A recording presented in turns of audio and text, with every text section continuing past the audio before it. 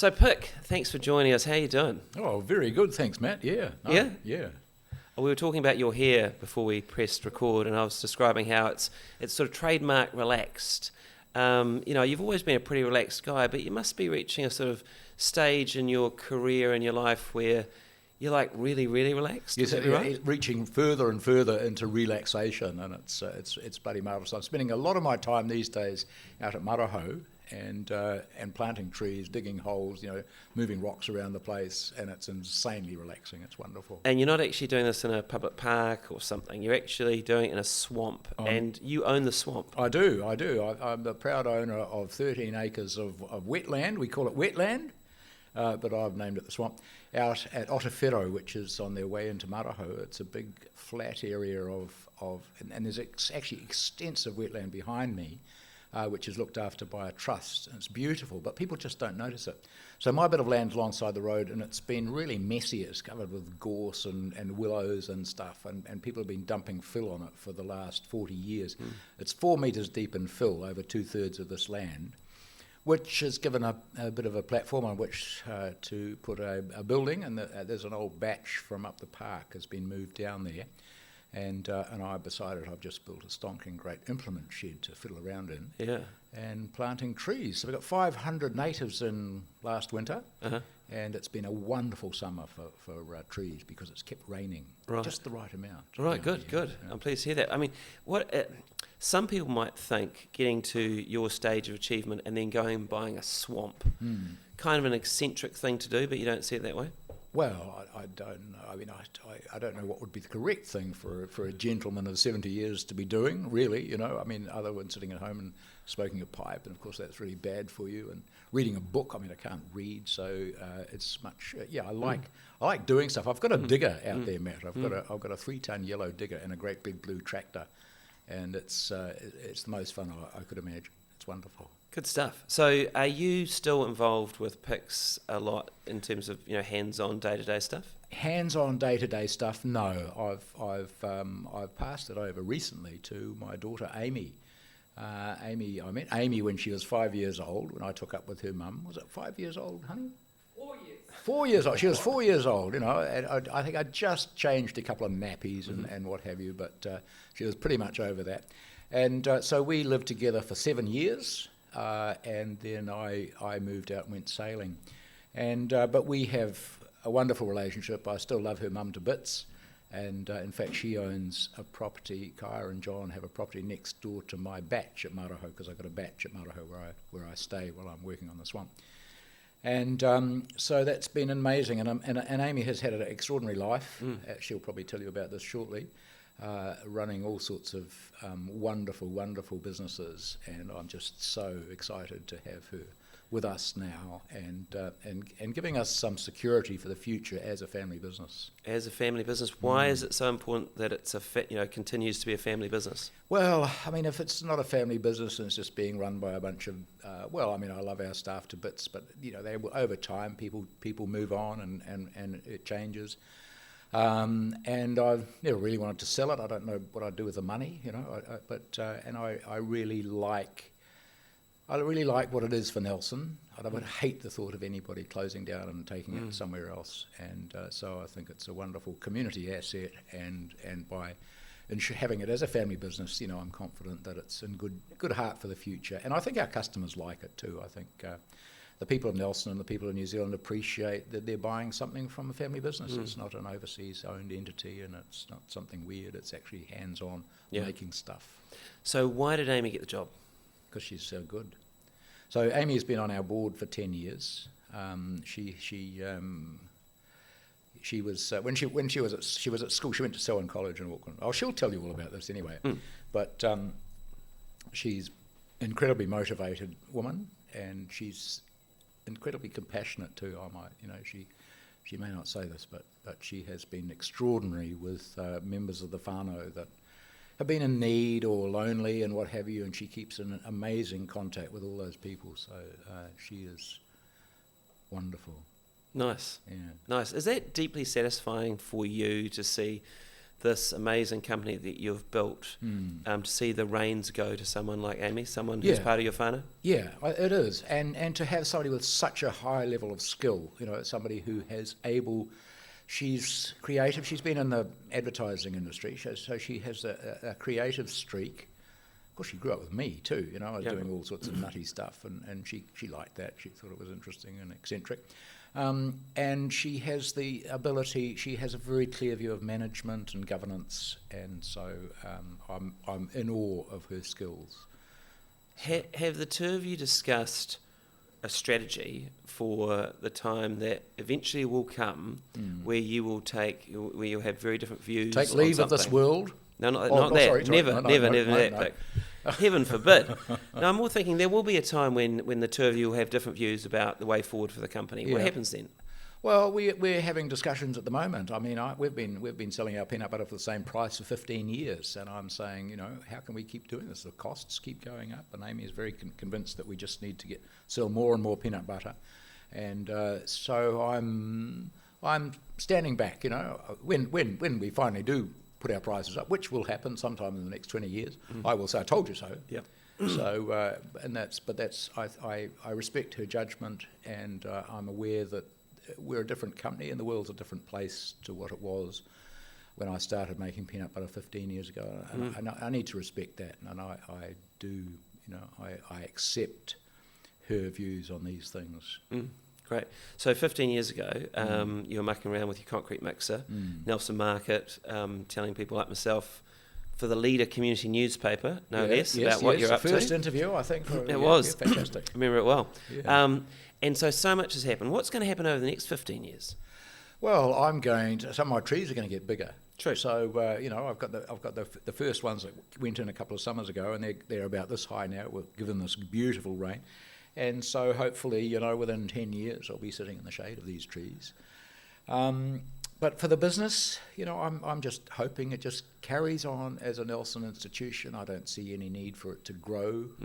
I don't see growth as the be all and end all of industry or business. I would like to see it just comfortably continuing to do what it's doing. At the moment, we're struggling to do the community support things that we used to do. We're just concentrating on getting things firing on all fours again, and so I would like to see us making enough money to make mistakes, try new things, and to support the community. Have you made a few mistakes over the last 15 years? No mistakes. I get this. Somebody said, I want you to talk about the mistakes you made and what you learned from them, blah, blah. And I thought, oh, God, I can't think of a mistake. Of course, I think, geez, I must be a wanker to think everything's been perfect. But actually, I think, when you really think about it, the only reason for ascribing the term mistake to something that happens in your life is if you think your life is crap and you want to blame it on something. And I think I've got a fantastic life. So I think everything that has happened to me has been perfect. That nothing has been wrong. Everything has been as it was, and it has led to this magnificent place. Now, you don't know that if you'd married this person or you hadn't married that person, of life, you don't know how life would be. And so I know how life is now, and it's just blissful. But you're not a fatalist, are you? Is that? I don't really. You're know not someone who thinks that everything is preordained. Oh God, no. I think we have a fantastic. You have an intention, and you hold that intention. You can and you really get it, build it in. You can forget about it, and the intention will just sit there bubbling away, and then eventually it'll manifest itself. I think the world works like that. I think we do have amazing ability to create things, even if we're not aware of it. You have a strong enough intention, tuck it away, and it'll come out. Like when I had my, I thought I'd start a charter boat business. I'd charter my boat. I thought I'd charter my boat, and I started looking into the industry and ended up publishing a book about charter boats, and I had a great time doing that. And I was becoming a charter boat guide directory guy, and it wasn't until years later, and I was looking at the charter industry and magazines around the world, and saw all these sailing schools, and I thought, hang on, why don't we have a sail? We don't have sailing schools. Yeah. And then suddenly I had a sailing school, and I thought this was what I was after. I was after a way of chartering boats that was going to be worth doing. And it had just sat there and sort of bubbled away, and I'd forgotten about it, but it sort of popped out and turned into this really, really cool sailing school industry in New Zealand, which was fantastic. With Johnny Moore. Johnny Moore, Late Johnny Moore. Hey, how do you feel about the environment these days? Like, one of the things I really respect about you, Pic, is you've been very passionate about your belief that we have to do something about climate change. And we've just seen the government jettison a whole lot of its policies that were targeted at climate change. How do you feel when you see something like that happen? So I was a hippie in the 70s, and we had all the books. We all knew all about the greening of America and Silent Spring and all these things, and we knew about this, and we were really gung-ho, and we were getting stuck in, but then one thing led to another. We went off, had babies and businesses and made money and our houses and all that sort of stuff. And now it's sort of these things that we've ignored for so long are just coming home to roost, and it really scares me. I think we need an actual revolution. I don't think we're going to just quietly change, and we're not going to be able to sustain, work and businesses in the way we have. I think we need an entire rethink and look at what we value, and it's not just being able to sort of scoot all over the place at the drop of a hat and eat whatever we want whenever we want, and these things. I think we need to really start getting back to some really basic things. And this is what I'm loving about the swamp, because I'm setting this building up there to be off-grid and not reliant on fossil fuels at all. So we're not even going to have a gas cooker. We might have a gas barbecue out there for when you get lazy, but I'm sort of working on running it all on wood fires and solar panels and having a sustainable and good and enjoyable life, and having people be able to go out and stay there and actually experience what it can be to walk around the place and get their fingers in the dirt and to live comfortably and enjoy it. Enjoy it. I mean, it's such a rewarding thing not to be sort of bloody trying to earn enough money to drive your car to work and spend all day sitting there and then rushing around visiting people all over the town. Couldn't agree more. Speaking of cars, though, you're working on another book. I am. It's about living without a car. Yes, so I gave up driving 10 or 15 years ago. I've got macular degeneration, which affects my eyesight.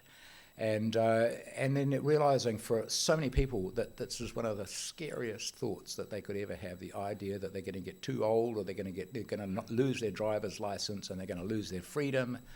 And so I've been reflecting on what driving meant to me when I was growing up, and what it means to me now, and the ways that I'm getting around not being able to drive. And I think there's a lot of opportunity there for ingenious ways of actually living a good life and getting the things that you like to get done without a motor car. So I'm thinking of calling this book Carless, a non-driver's handbook. And I'm looking forward to talking to a bunch of people who have either chosen or been forced to give up driving motor cars, and how their lives, how they have managed that, and that it's not a scary thing, and it might be something that people could consider as a way of life that will be good for them and good for the planet. Love the sound of that book. You have to come and visit us at Bike Hub Nelson sometime soon. Oh, yes. We're doing some amazing stuff in terms of getting people on bikes, meaning they don't have to be in cars all the time. I'm hugely buoyed and encouraged by what I've been experiencing with Bike Hub Nelson. And going back to your point about a revolution, increasingly I think that revolution is going to come from people and businesses like your own, not the government. I think the electoral system basically makes it very difficult for any meaningful change to happen with any pace. So good luck with the book, and thank you very much for having a chat to us on the podcast. One last question. In terms of what's coming for you, like you're going to become a grandfather pretty soon. Yep. Are you looking forward to that? Oh, you bet your boots. So I do have a granddaughter, Alice, in New York, who'll be turning 6 shortly. Oh, yeah. She's way over there in New York, and it's an awfully long way away. So Louis will be having a baby in early April. I'm picking it'll be a girl. You remember you heard it here first. And so I'm really excited about that. And why? Because my kids are like 15, 17. That is a long, long way away for me. Yeah. But what is it about becoming a grandparent again that you find so exciting? Well, I just love having kids around the place. You know, I just love that inquisitiveness and that the instant. Yeah, I love children, and I think this is just such an exciting time for me, and I've got the time. I've got the time, and I can give them back, which lots of people say, but. And you got a swamp for them to play in. We've got a swamp, but also at the Batch we've got a playground next door. Oh, great! Yeah, of course. So right next door there's a playground there, and it's just it's magic. So, yeah. Hey, well, thank you very much again for your time, Pic. I know you're a super busy guy. Really appreciate it, and really, really enjoy what's ahead with grandchild number 2. Well, thank you, Matt, and I love what you do in the community. I'm Thanks. in awe of it, and I'm incredibly grateful for the efforts that you put into making Nelson a better place. Thanks, man. Okay. Right back at you. Yeah.